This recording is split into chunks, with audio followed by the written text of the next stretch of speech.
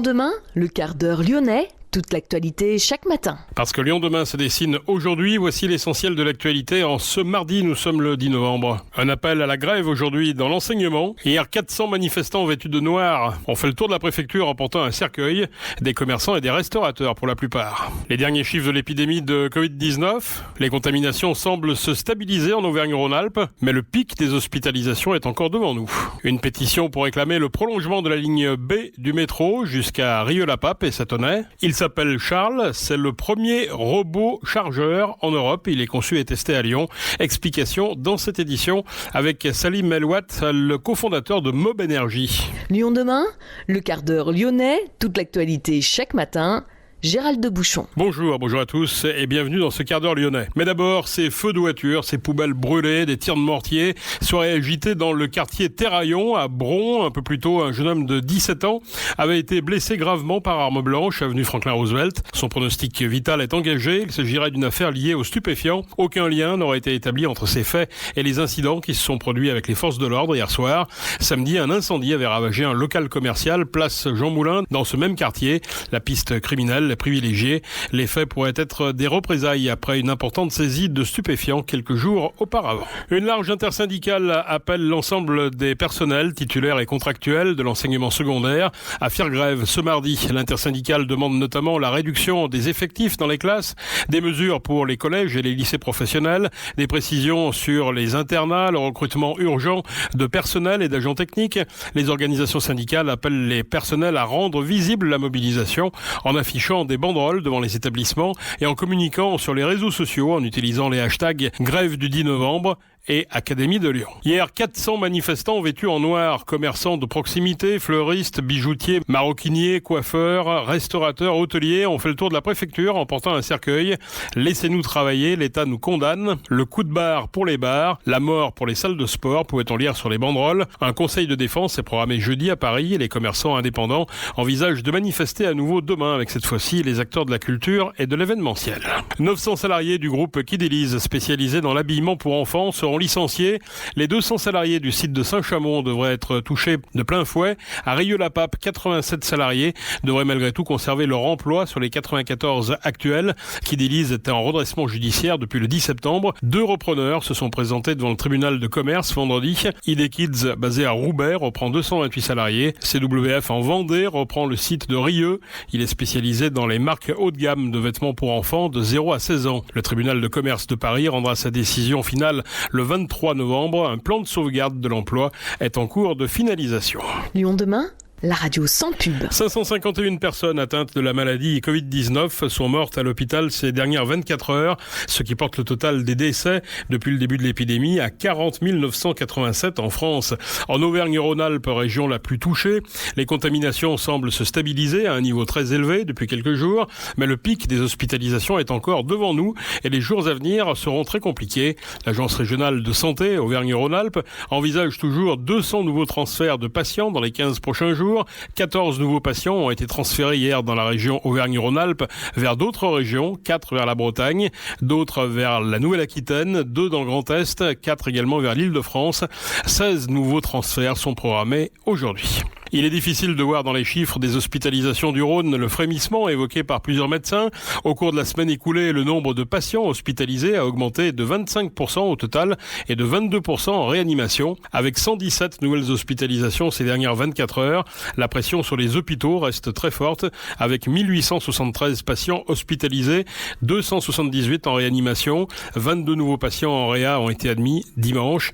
Notez que le nombre de décès reste élevé avec 21 nouveaux décès ces dernières 24 heures, ce qui porte à 1119 le nombre de patients décédés du Covid-19 à l'hôpital depuis le 1er mars dans le département du Rhône. Lyon demain, un site internet, du son, de l'image, un média complet pour les Lyonnais qui font avancer la ville.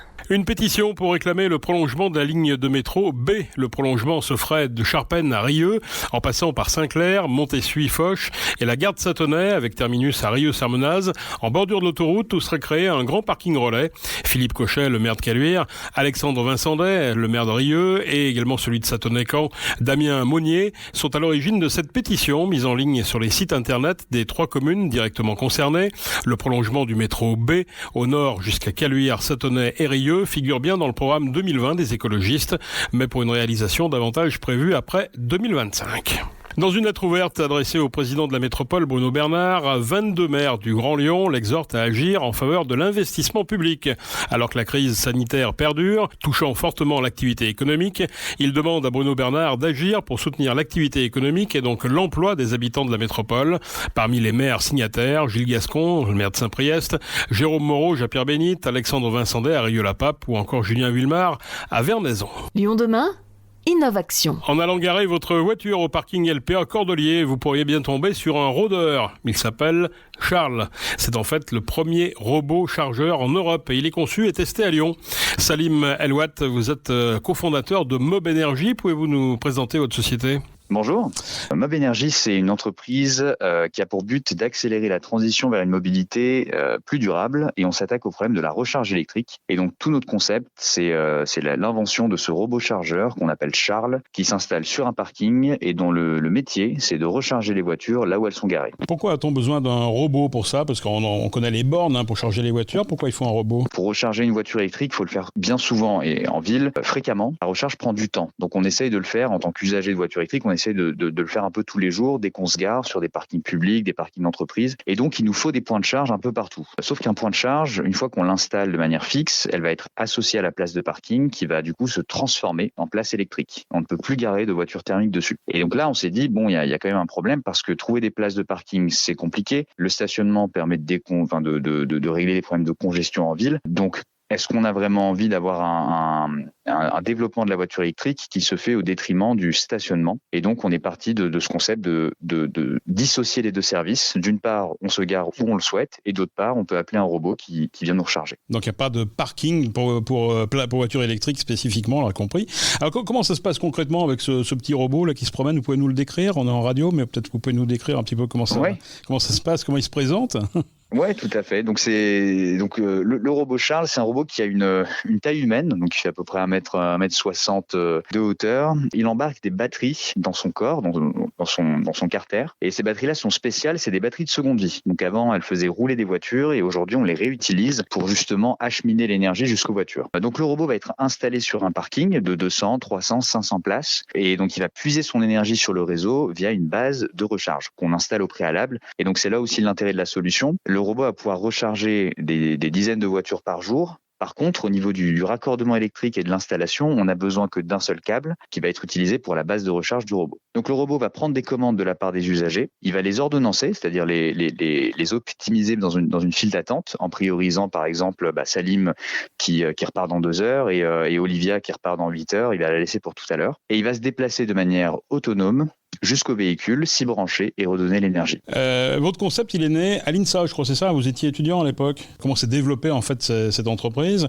sachant qu'aujourd'hui vous êtes abrité par le lab LPA qui est au Cordelier, c'est ça ? On a démarré le projet, donc on était au tout début, on était 2 avec Ilias, étudiants à l'INSA. On a été rejoint par Maxime et donc on a formé l'équipe des cofondateurs. Et donc c'est pendant nos études à l'INSA Lyon qu'on s'est intéressé à la problématique de la recharge, donc en parallèle de nos études. Et très rapidement, on s'est dit qu'on avait envie de porter ce projet de déplacer l'énergie, de la rendre mobile, d'où le nom Mob Energy. Et donc on a remplacé notre stage de fin d'études, notre PFE, par un programme d'incubation, on va dire. Et donc on a monté le projet. Et à la fin de l'année 2018, on a rencontré Lyon Parc Auto. Et on a rejoint leur lab, cette plateforme d'innovation, début 2019. Et donc voilà, on a bossé pendant plus d'1 an sur ce projet d'expérimentation qui voit enfin le jour.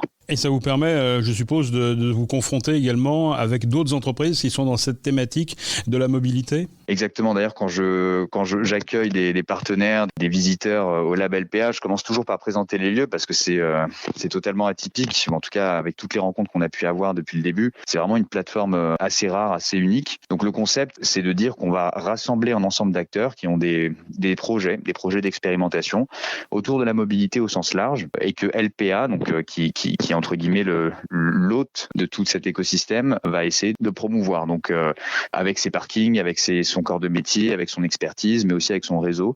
Et donc on se retrouve avec différentes startups, mais pas que, dans ces locaux qui sont donc c'est à la fois un espace, mais c'est aussi au-delà des locaux, c'est aussi un espace où on va échanger, on va construire à plusieurs, on va se partager nos différents challenges et l'idée c'est d'arriver au résultat. Donc là, en l'occurrence, pour nous, ça a été des rencontres avec, par exemple, Carl, la start-up qui a ouvert l'école des mobilités, mais aussi Shipotsu, Arscan, donc plein de belles rencontres. Où en est votre projet? Où en est Charles à la phase d'industrialisation aujourd'hui? Puis finalement, votre Charles là, qui est dans les parkings, est-ce qu'on ne pourrait pas lui demander de faire autre chose? Industrialisation, j'aimerais vous dire que oui.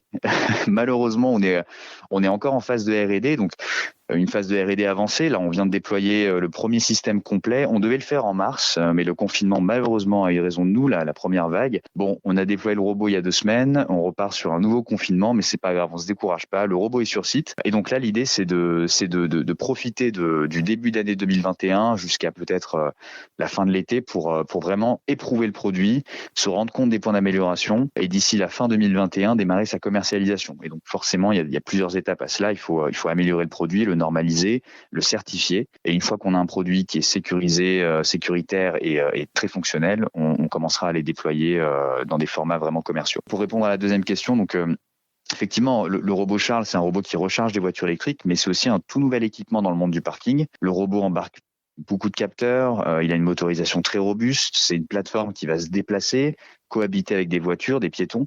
Donc nous, l'idée qu'on a, la vision qu'on porte pour ce produit, c'est vraiment une vision de plateforme de service. Charles va devenir un robot valet. Il va accompagner des piétons. Il va permettre aux opérateurs des parcs, aux agents d'exploitation, de manipuler un nouvel outil qui va leur permettre peut-être d'améliorer leurs activités en termes de surveillance, en termes d'assistance. Donc voilà, il y a tout un tas de services qu'on essaie d'explorer en parallèle de l'axe principal qui est celui de la recharge des véhicules électriques. Merci Salim Elouat de Mob Energy, et vous nous parliez de Charles, merci beaucoup.